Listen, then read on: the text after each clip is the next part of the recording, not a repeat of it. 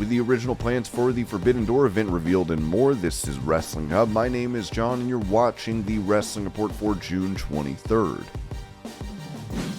Before we get into the rest of the video, make sure you subscribe to Wrestling Hub and turn on all notifications to stay up to date with everything in the world of pro wrestling. Also, don't forget to follow us on Instagram at Wrestling Hub Official and follow us on Twitter at Wrestling_Hub.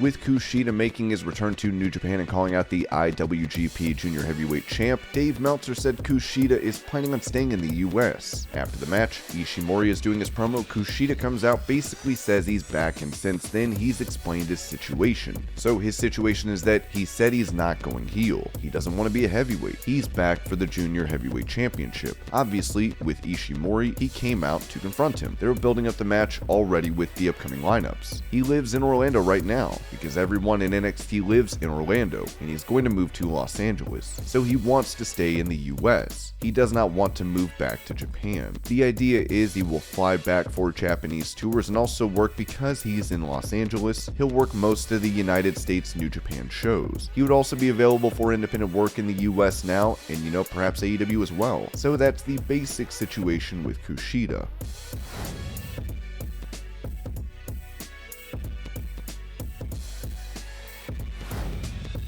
As Bryan Danielson announced that he will be out of action and unable to face Zach Sabre Jr. at Forbidden Door, Dave Meltzer said this dream match will eventually take place. I mean, the guy should have still done a promo. Even if it's just a promo about "I'll get you someday, Bryan Danielson," and we tease it because we're going to get the match. The Bryan Danielson-Zach Sabre match, which is like a legitimate dream match, we are going to get that match at some point, whether it's this year, whether it's the Tokyo Dome, whether it's a pay-per-view at All Out perhaps. So start the promo for it now. That's what I would have done. It was also noted he was likely to be Sabre Jr.'s new opponent at Forbidden Door. I think the betting line guy is Claudio Castagnoli. I don't know that as a fact.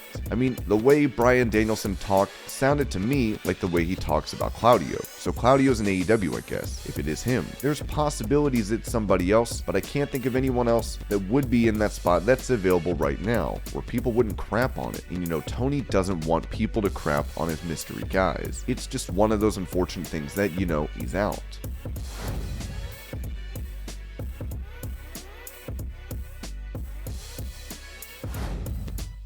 Talking to his wife on the sessions, AEW star Jon Moxley revealed what alcohol withdrawal symptoms caused him to check into rehab. Night sweats, crazy nightmares, my chemicals were all imbalanced, wacky mood swings. When I say it hasn't been easy, the not drinking part is easy. It's not like I have some desire to drink or no desire to drink. I can't even imagine drinking right now. The not drinking is easy. I wanted to stop drinking for a long time. I was trying to quit drinking for a long time, just dealing with all the after effects of what happens physically when your body goes through this crazy metamorphosis. Trying to recalibrate itself has not been easy, and I'm on national television while going through these problems, so it's in front of everybody. A lot of people in my position would have stayed in rehab a lot longer, stayed in hiding a lot longer. I was done 3 months later. The one therapist I had straight up told me to retire, start a wrestling school, train some kids. You know what the problem is? You gotta get out of there. I don't think it's that. I went in on Halloween night and was back on TV in January. It makes me a little self-conscious. Everyone's staring at me. Also, I kind of don't give a damn.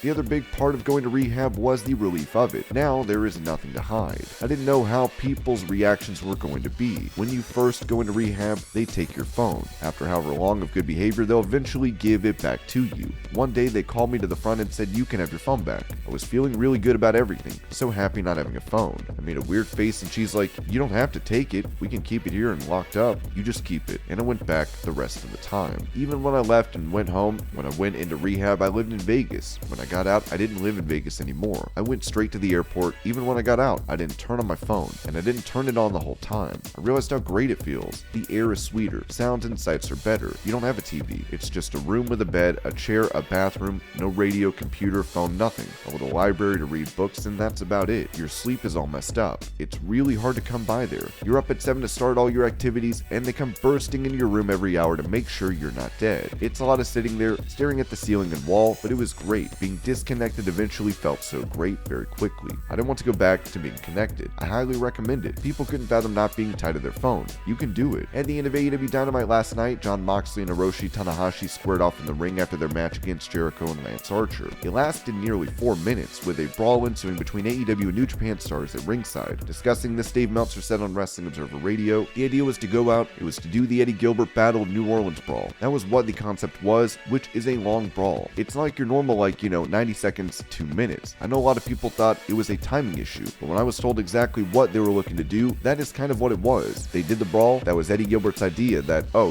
we always do brawls, but it goes a certain length of time. We're going to just brawl and brawl and brawl and brawl for a long period of time and people will remember it." And they did. It became a very memorable spot, so that's what this was based on. It was so weird though, because it's like this big brawl, and even the two key guys, and they're the two guys that are just, all their buddies are fighting, and they're just standing there not fighting, just looking at each other. Nobody got in the ring. The brawl was all around the ring. Suzuki was just using chairs and gotch pile drivers and just looking to kill people, and these two guys are just standing in the ring.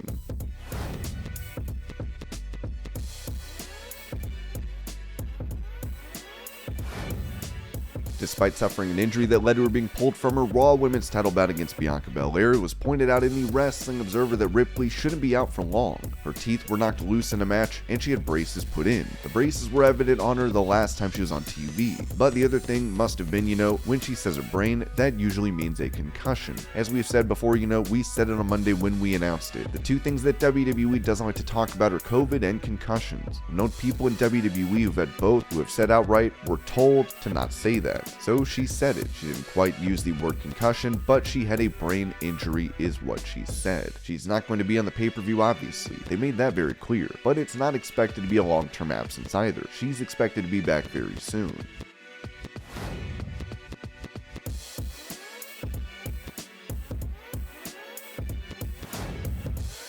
Speaking about Triple H's return to his duties on NXT, it was said on Wrestling Observer Radio that the game has more power than ever. He was just there. He said that he was back. He didn't say what exactly that meant. I asked some people there, and they said that he just said things are happening, and he can't talk about them right now, but he's back. So that's basically it. Whatever it is will come out in the days to come, but nobody knew exactly what he meant by that. Was he back running NXT? Perhaps. Is he back with more power? Yes. He does seem to have more power now.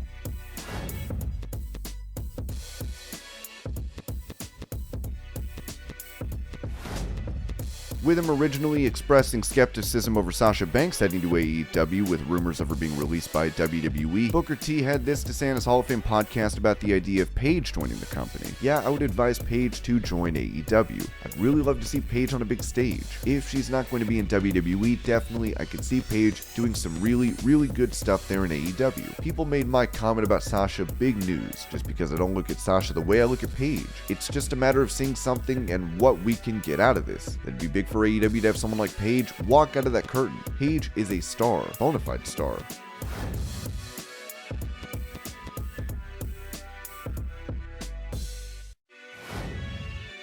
Speaking on Busted Open Radio about the initial plans for the Forbidden Door pay-per-view, AEW President Tony Khan revealed CM Punk got injured. AEW had to find a new main event now that the original plan of Hiroshi Tanahashi versus CM Punk could no longer go forward. Moxley versus Tanahashi is a dream match the fans have been calling for years, and the TV was ready to go. We had a lot of great matches planned in the weeks leading into Forbidden Door. A lot of those matches involved CM Punk and a number of other stars who were injured. It was noted previously that stars like Andrade and Rey Fenix were not allowed to work the Forbidden Door event due to their deals with CMLL, as the Observer pointed out that Khan tried his best to make it up to those stars. Rampage opened with Andrade and Rey Fenix. I heard this match was great, and essentially what this match is there for is because, as we all know, both of these guys, for political reasons from being AAA, Phoenix is a AAA guy, Andrade got painted with a AAA brush, even though he's not a AAA guy. The basic thing is that, I guess that the gist is that why Andrade can't wrestle while FTR and Sammy Guevara can on this show is because CMLL is the exclusive provider of Mexican wrestlers to New Japan Pro Wrestling. So if you are a Mexican wrestler and it's a New Japan card, and this is a New Japan card, you have to come from CMLL, and Andrade used to work for CMLL and left, which makes it bad. So he's on the list. Phoenix is not a CMLL guy.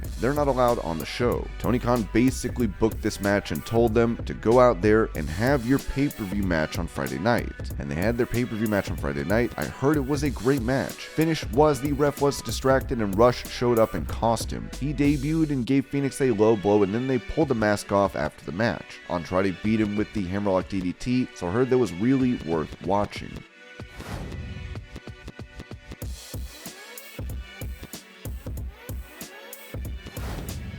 Sticking with the AEW president, Tony Khan talked to Tokyo Sports about how he believes the gap between his promotion and WWE has been closed. There was a big difference at first, but as a result of efforts, the difference in audience mobilization is closing, and the audience rating is also increasing. I think the good thing about us is that we have achieved international growth in a short period of time. AEW shows can be seen in 130 countries around the world, and the relationship with New Japan has strengthened my position in Japan. That led to the joint entertainment. The birth of AEW was a great stimulus for the professional wrestling world, and I think it had a positive impact.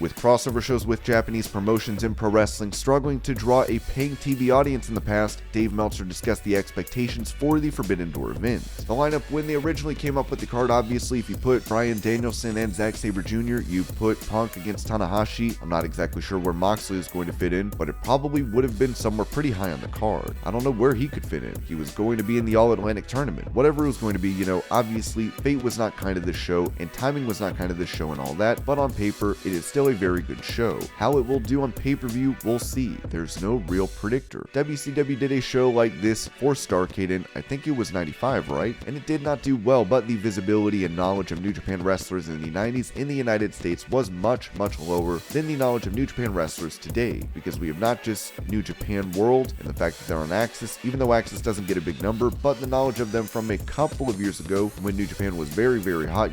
It's not hot in the United States now, but it was very, very hot, and people do know Tanahashi and Okada, and they were in Ring of Honor, and Drew. Those shows drew way over what Ring of Honor did. This show sold out 16,000 tickets, so it's going to end up being the second biggest crowd in the history of the company. So it's not like this stuff didn't draw as far as the live crowd goes, but as far as the pay-per-view, a pay-per-view is different from a live crowd.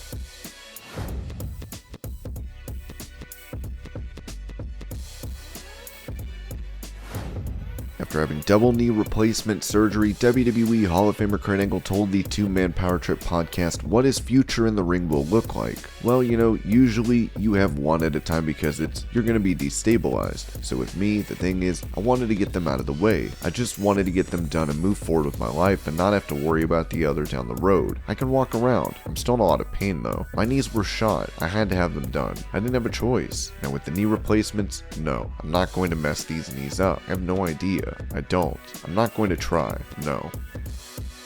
And this was your Pro Wrestling News Update. I hope you're all having a great day. Thank you so much for watching, and I'll see you later.